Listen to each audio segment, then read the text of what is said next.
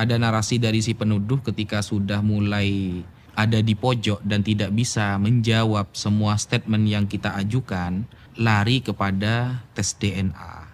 Tes DNA ini kalau kita bahasa Arabkan namanya al-basmah al-wirathiyah. Itu tes DNA yang dapat diambil manfaatnya dalam beberapa hal saja. Contoh seperti masalah lakit, anak yang hilang hasil nemu ya.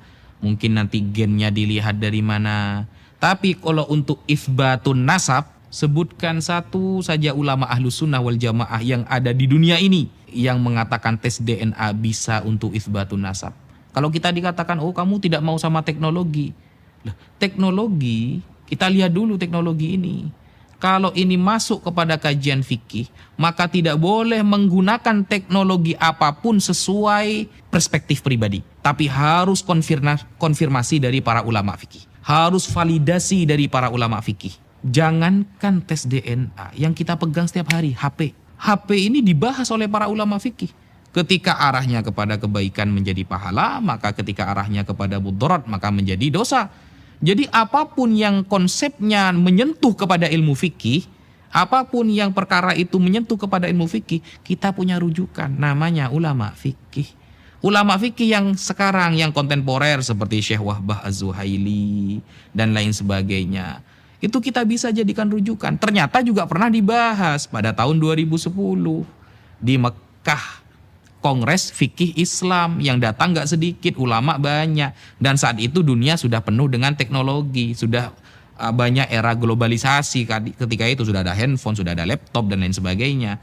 Nah, apakah mereka setuju? Oh ternyata tidak. Ketika nasabnya sudah ditetapkan oleh nasabah secara syar'i, maka haram menggunakan tes DNA. Al-basmah al-wirathiyah itu haram. Bahkan masuk kepada tuduhan yang dapat mencederai pilar-pilar Islam. Salah satu tujuan Islam adalah hifdzul irdi, menjaga nama baik seseorang. Kalau ada orang menggunakan tes DNA padahal sudah ditetapkan secara ilmu fikih bahwa nasabnya sambung kepada Nabi, berarti dia sudah melanggar hifdzul irdi, menjaga nama baik seseorang. Berarti kan dia sedang mencela. Nah kalau sedang mencela, Imam Nawawi mengatakan dalam Faidul Qadir, binahwil qadah fi nasabiman thabata syar'an, berarti termasuk ta'an fin nasab. Ketika sudah ditetapkan oleh fikih, nasabnya sambung kepada Nabi, ternyata tetap dicari kesalahannya digali, termasuk ta'an fin nasab, mencela nasab orang. Kalau sudah termasuk mencela nasab orang, maka yusabbibu kufron, dapat menyebabkan dia menjadi kafir. Ini keterangan para ulama. Saya tidak murni berpendapat sesuai pribadi, tapi yang Al-Fakir sampaikan semua dari para ulama. Sekian, terima kasih.